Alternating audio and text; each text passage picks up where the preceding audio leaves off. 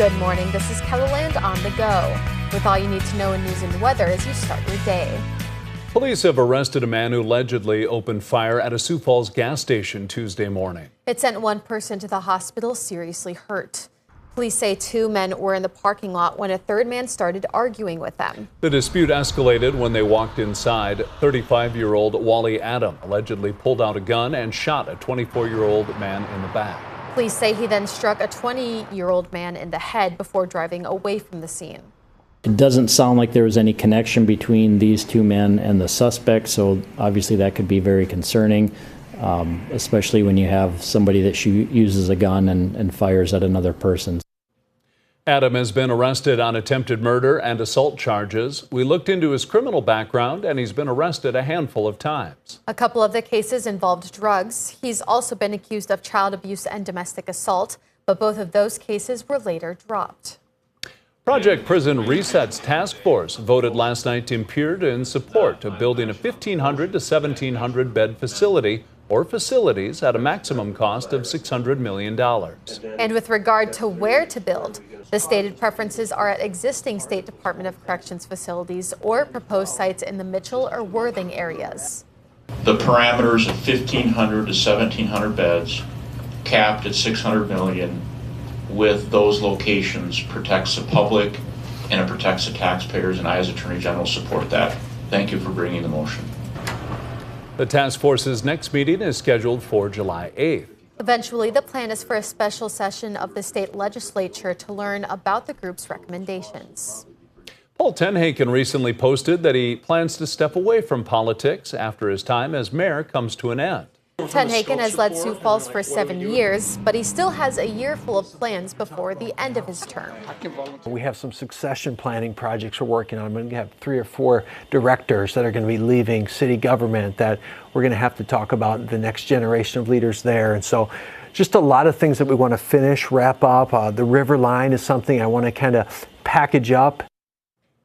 Tenhagen said that in his 2 terms, he's most proud of keeping the, quote, wheels on the bus as the world went through a pandemic and a rocky political climate. Now let's get a check on our weather with meteorologist Scott Munt. Good morning, Scott. All right, good morning, Summer. Good morning, everybody. We are looking at temperatures today in the 60s and 70s. 60s in western South Dakota. That will come with showers, isolated thunder showers this afternoon in and around Rapid City. Central and eastern South Dakota, expect numbers in the low to middle 70s today. I would not be surprised if we do get a couple of rain showers in central or south central South Dakota today. I think it'll be a little harder to see those rain showers move into eastern Keloland. Not to say it's not impossible. There may be an isolated shower, but I think we do have a better chance to see rain in the east for tomorrow. And Brian will have more details on the forecast coming up. Thank you, Scott. The old Burger Time restaurant on West 12th Street in Sioux Falls is serving food once again, but now it's a little different than the hamburgers people were used to there. Taqueria Gonzalez, which started out as a food truck, is now open in the building serving Mexican-style hamburgers and hot dogs, as well as tacos, burritos, and tortas. You can order from Taqueria Gonzalez by walking up to the window, going through the drive-thru, or online through DoorDash. A summer series in downtown Sioux Falls is opening the streets to pedestrians. It's for the Open Streets initiative. The evening will include pickleball, yoga, and more events geared toward wellness. Phillips Avenue from 6th to 7th Streets will be closed to cars Friday night. We'll work with folks and put signage up and communicate just to make sure that people aren't getting towed. We don't really want to do that. It's not about anti-car, it's about cars and people. The event runs from 5 to 8. Road closures will begin around 4 in the afternoon.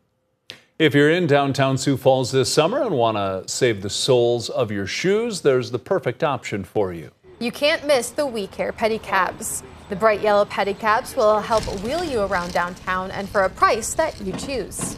Everything is tip-based, so we're just going to give you a great experience and look forward to you tipping us a decent amount. I mean, there's an average that typically it goes about, and for about 3 blocks, we'll get probably about $15, so about $5 a block. If you need a ride, let me know. The We Care pedicabs gave 212 rides last year, with them doing 40 for free for people who couldn't afford it. They hope to implement a voucher program where people or businesses can sponsor rides for others. That's a look at some of our top stories. Now let's get another check your weather with meteorologist Brian Karstens. Brian? All right, our weather forecast today. Well, we're still tracking some smoke in the air across the plains. That's one story to continue to follow. A little thicker today in Minnesota, also a big part of Iowa. And we'll see how this smoke behaves with the weather forecast. We don't have a lot of steering winds in the short-term forecast today, pretty light. You can definitely see there's some of that still hanging around even towards Sioux Falls. So keep that in mind that we can't rule that out as an issue, but it looks worse east of us here today and even into tomorrow as well. Looks like some of that smoke will kind of make that full circle there into Iowa, back into Nebraska. We may end up actually receiving a little bit of a benefit based on the patterns given the fact that our weather's coming in from the west. And right now, looks like that'll carry in a few showers to our forecast as we proceed here into tomorrow. Let's get right to it. Futurecast today ahead of this little batch of rain showers in southwest South Dakota. Temperatures should moderate pretty well in eastern Ketherland. A lot of 70s. Likely. We'll keep that idea going that maybe we get a late afternoon sprinkle in the southeast or a very light shower. There's just enough evidence to support that idea. Also, a few more little freckles can pop up on the radar in north central and northwestern Ketherland. And those are instability showers and thunder showers. A lot of that fizzles after sunset. And then tomorrow we regroup and bring in another chance of rain in the southwest. And that moves its way into central South Dakota and obviously continues to move east here Thursday late afternoon and Thursday night. So let's see what happens there. I think there's an opportunity for a little more rain. And obviously, rain showers will directly impact temperatures. So I'm more inclined to say below average the next 2 to 3 days. We get into Friday, too. And even the Sioux Falls area is a little better on that rain chance, at least for the first half of the day.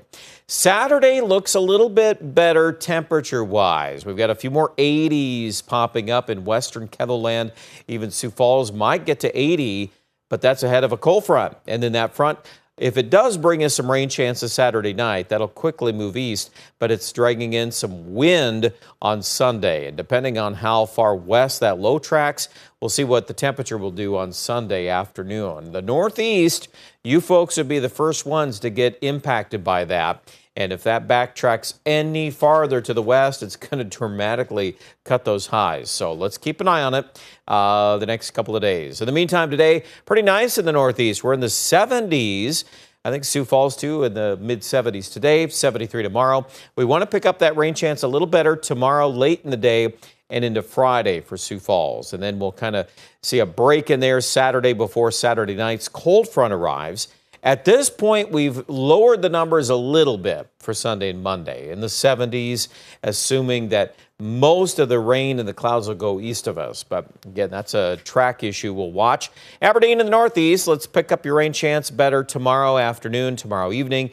The trajectory on that system coming in from southwest South Dakota should be able to clip the northeast pretty good, actually. And Pierre, likewise, we want to ramp up our rain chance tomorrow. That's 50%.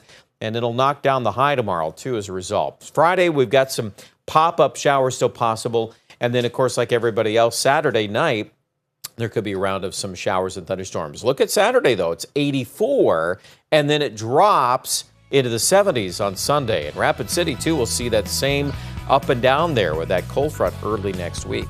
Check out more details online at KetherLand.com.